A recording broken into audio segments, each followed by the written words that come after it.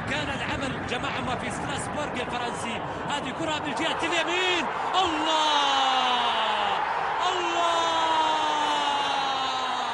الشمشوني أخيرا نطق، الكوري أخيرا تكلم وأفقد شباك الأهلي عذريتها وكف وفك شفرة شباك النادي الأهلي.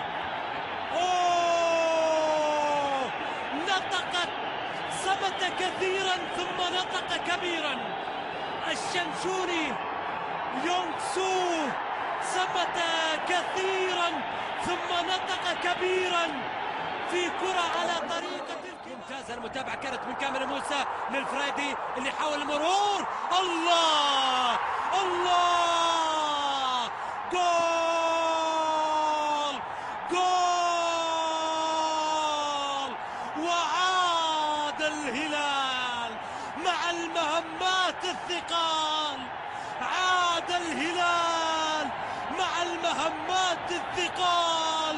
أحمد الفريدي، الله الله، شوف الكرة مرة ثانية إلى أحمد الفريدي، شوف الكرة تلقاها الفريدي بكل برود وكأنه يحضر حفلة لسينما وليست لمباراة، يتمشى بهدوء ويضع الكرة عند يوسف العربي، كنترول من العربي وسقوط،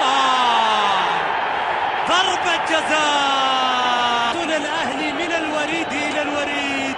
وشوف الكرة مرة ثانية والفي العربي والاحتساب لضربة الجزاء الآن من الحكم.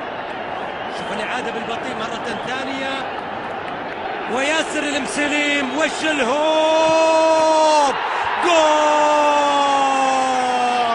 ثالث أهداف الهلال، الهدف الثالث الآن للهلال، يسجل محمد الشلهوب من ضربة جزاء احتسبها حكم المباراة ليوسف العربي، تصدى لها محمد الشلهوب الذي يسجل أول أهدافه هذا الموسم.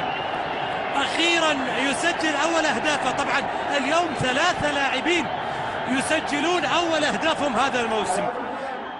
وأيضا حديث الاستدعاء لاعب آخر، هذه كرة عرضية، جول،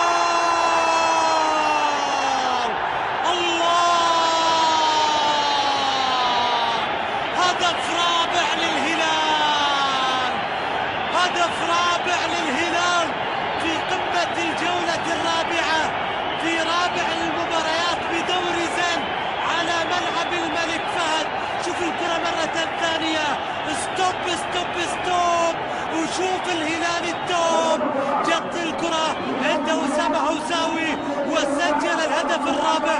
أسامة هوساوي يسجل رابع أهداف الهلال في ضياع للدفاع الأهلاوي في المتابعة في المراقبة، وبالتالي الكرة العرضية جاءت كهدف.